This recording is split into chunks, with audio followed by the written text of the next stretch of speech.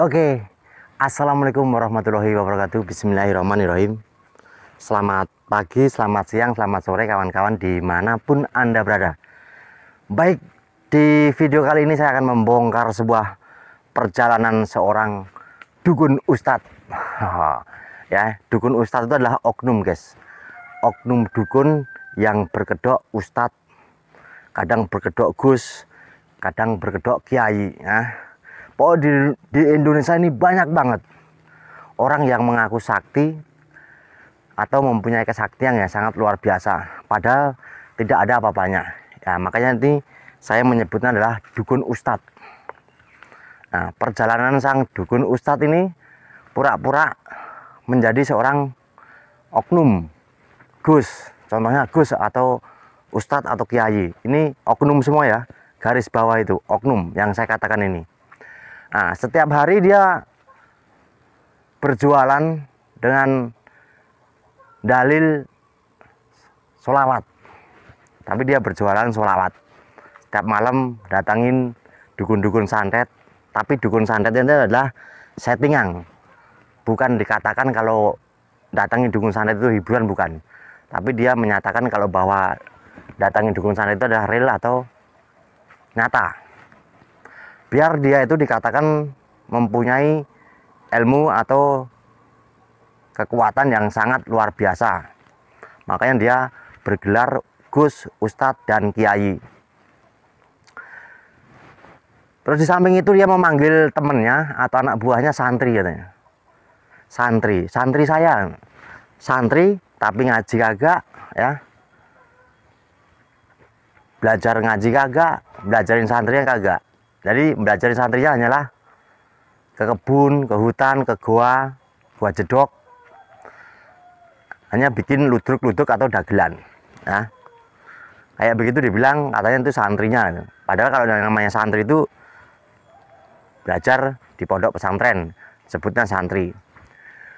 Makanya dukun ustadz ini bikin dagelan, setiap malam bikin dagelan, bikin ludruk, datang-datangi dukun santet settingan biar dianggap para penonton itu menganggapnya, salut, si gus ini ilmunya sakti, si ustadz ini ilmunya sakti, si kiai ini ilmunya sakti sangat luar biasa. Nah, jadi orang yang tidak paham guys ya, yang mungkin kayak saya lah gitu. Saya juga kurang paham, mungkin orang yang lebih kurang paham lagi mungkin menganggapnya dia itu punya kesaktian yang sangat luar biasa. Makanya dia itu berbondong-bondong datang ke situ, ke tempat oknum gus itu untuk minta pertolongan atau untuk kepengen mempunyai kelebihan kayak punya si oknum gus double itu ya.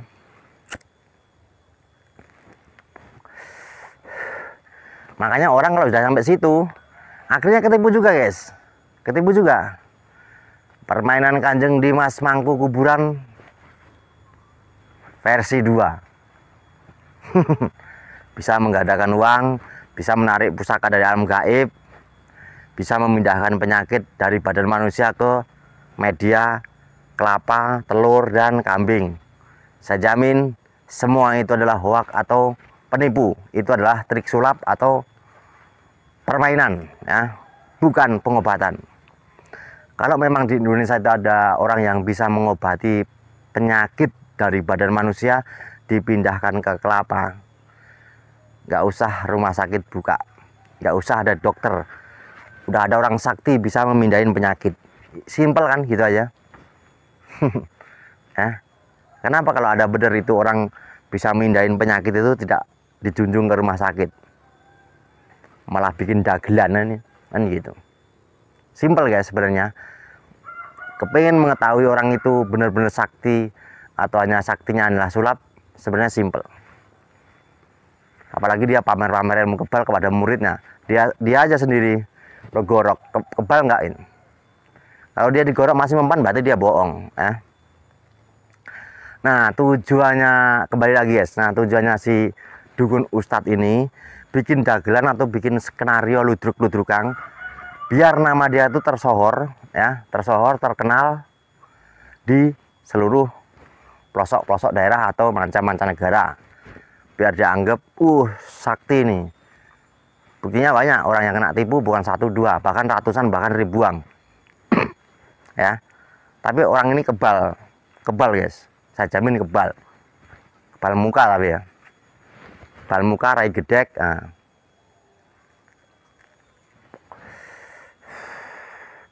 Seharusnya kasus-kasus begini banyak yang mau nangani sebenarnya. Seharusnya ya. Jadi bukan kayak saya begini yang kritik sebenarnya ya. Sebenarnya kan ada khusus gitu ya. Tapi mana? Nggak ada, kelanjutannya nggak ada. Diem aja. Entah mungkin dia apa itu malu, entah apa dia tuh sudah dibalik jubahnya situ bergabung atau gimana. Ada rasa sungkan, ada rasa malu ya. Bingung gitu. Luar biasa guys, permainan oknum dukun ustadz ini sekarang luar biasa. Bahkan ratusan, bahkan ribuan orang yang sudah ditipu ya. Yaitu tujuannya dia satu, kepengen nyari tenar atas nama dia sendiri. Kedua, mencari keuntungan lewat konten YouTube-nya. Kan konten YouTube menghasilkan uang atau menghasilkan dolar. Nah, disitulah tujuan mereka begitu. Sebenarnya dia juga sama sama kita sama. Dia juga makan nasi, minum air putih juga, dia ngerokok juga kayak kita. Berarti sama ya. Jadi semua orang itu 90% tidak ada orang yang namanya kesaktian. Istilahnya dia bisa ngobatin atau bisa menyembuhkan orang atau teman-temannya mungkin dengan lantaran doa. Nah, 90% mungkin dengan lantaran doa dan memohon kepada Sang Pencipta. Itu yang saya ketahui tapi ya. Nah, di situ tujuan mereka itu begitu, guys. Biar nama dia kesohor, biar nantinya nama dia tuh terkenal, tapi dengan jalurnya salah. Biar kayak ustadz atau kiai-kiai yang zaman dulu, kalau ini kan namanya kesohor, ya kan? Tapi belum tentu, kita juga belum tahu kan.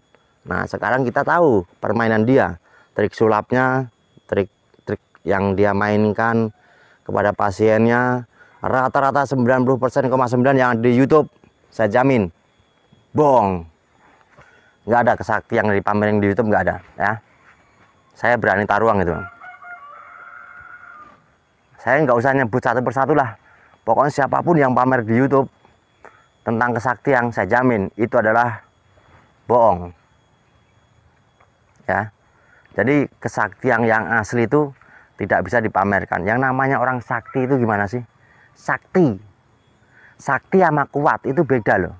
Sakti, yang apa sih singkatannya sakti?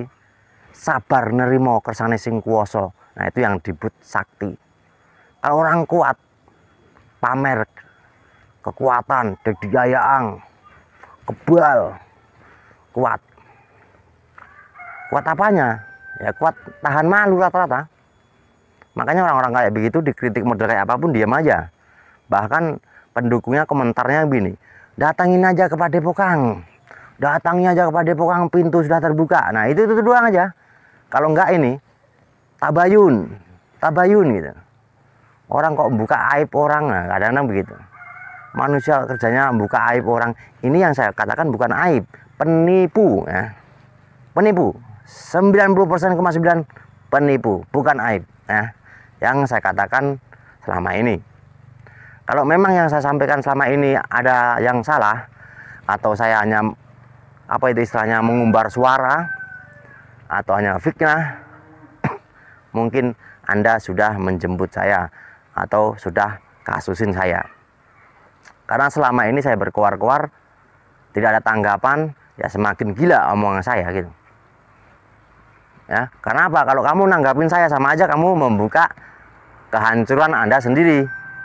Karena saya tahu semua apa yang kau lakukan selama ini, trik-trik sulap kamu itu saya tahu semua. Yang kamu pamerkan di YouTube itu hampir 90,9% saya tahu semua trik-trik sulapnya ya. Karena saya tidak suka begini. sebagai praktisi debus rawe rontek itu banyak di luar sana ya. Contohnya saya juga. Debus itu peninggalan nenek moyang kita yang wajib kita lestarikan, budidaya Jawa.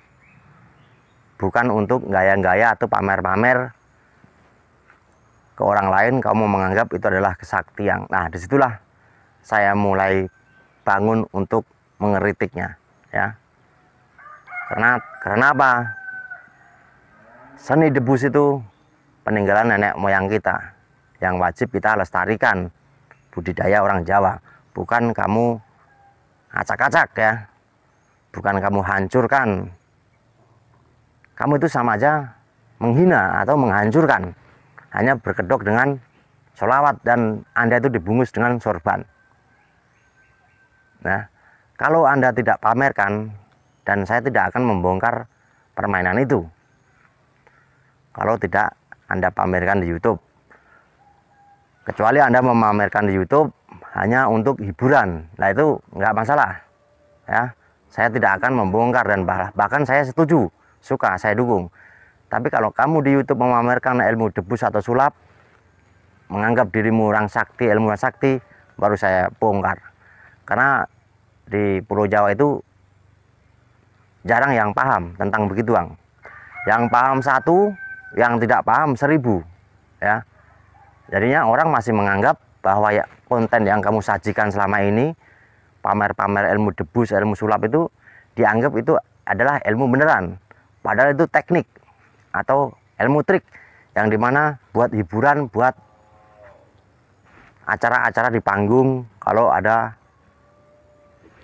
akrobat atau hiburan yang sangat ekstrim. Nah, disitulah sebenarnya ilmu itu buat menghibur para warga kita sendiri, bukan untuk pamer-pamer atau dijual belikan menganggap itu adalah ilmu sakti. Nah, disitulah kalau orang menganggap ilmu sakti, aku akan membongkarnya. Pameran apa, debus apapun atau sulap apapun yang kau menganggap itu adalah kesakti yang kau jual belikan, saya akan membongkarnya. Apalagi tentang permainan golok-golok dan tajem-tajeman ya, atau silet-silet itu yang kamu jual belikan, memegang tasbih bisa kebal. Bagi saya itu hanyalah gampang ya. Jadi kawan-kawan, buat penonton semuanya yang mau kritik silahkan kritik ke Gus Dobol atau Ustadz Dobol itu yang berkedok dan berselimutkan agama. Kawan-kawan bisa kritik biar mereka itu sadar apa yang selama ini dia pertontonkan ya. Biar tidak nipu-nipu lagi. Karena mereka itu adalah penipu yang berkedok agama. Oke ya kawanku, saya akhirin dulu sampai sini. Besok kita sambung kembali. Ada salah dan ucapan yang saya lanturkan pada siang hari ini, saya mohon maaf yang sebesar-besarnya. Akhir kata, wassalamualaikum warahmatullahi wabarakatuh. Salam persaudaraan dan salam seduluran buat rekan-rekan dimanapun Anda berada.